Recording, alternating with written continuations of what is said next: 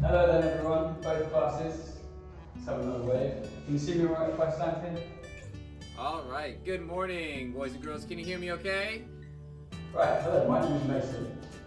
So I'm speaking to you directly from a Paleolithic cave. Okay? Paleo meaning old, lithic meaning stone. Excellent. Well, my name is Isis, and I'm going to be teaching you guys a little bit about the Iron Age today, a little bit about the Celtic people. The weapons and the tools we use, all the sharp parts at least, are made of stone. Okay? Because certain stones have naturally very sharp edges when they're broken.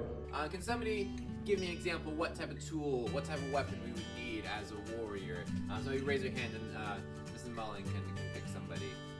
Good one. There's one big one though that is really important that a lot of people forget about, which is the shield. Okay, the shield.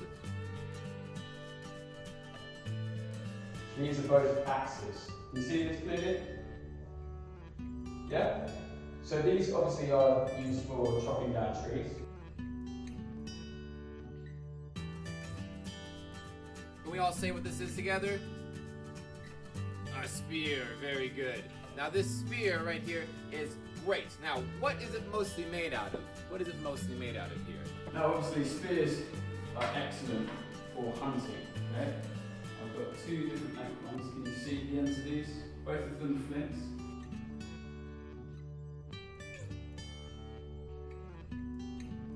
Okay. I've got loads of reach, which means I can come up close to you guys as well. I don't really have to take much of a step. But if you saw somebody with a very nice sword like this one, then you knew that they were of some type of chieftain nobility.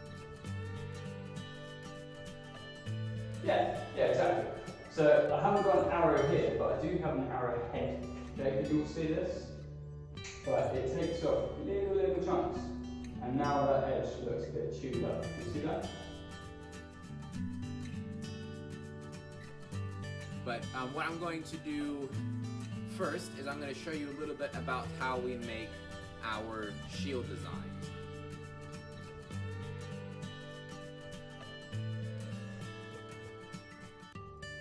Oh, that's a good question. So we take water from streams generally. Okay, so you don't want to drink seawater. Luckily I'm nowhere near the sea anyway.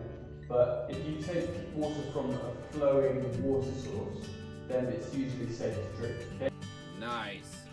Okay, so we have to use friction to light our fire. So friction is where when we rub two things together, it creates heat. You can do it with your hands. Rub your hands together like this. The king of the Stone Age? That's a big question. I don't think I can answer that one. So during most of the Stone Age, we were in smaller groups of people. Okay? So we didn't really have hierarchies like kings and things like that. Now to make iron, that's a little bit different because iron, our technology doesn't allow us to melt it. We have to smelt it, and we hit it, and because they're really hot, they actually start to melt or smelt together. And we have done a nice little bit here. Hopefully you have learned a little bit about the Iron Age and different aspects of the Iron Age and how we live and how we battle in the Iron Age. You learned a little bit about our beautiful shields that you can hopefully start drawing yourselves. You're welcome. It was nice to see you all. Hopefully, maybe at some point in the future I might get to meet you in person. Maybe you can travel back in time and come visit me as well. Oh, perfect. Yes. Look forward to seeing you guys. Yeah, thank you guys. You have a wonderful rest of your day, and I will see you soon. Bye-bye. Bye-bye from the Iron Age.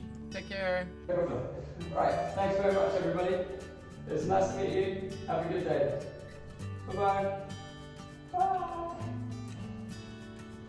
Bye-bye. Thank you,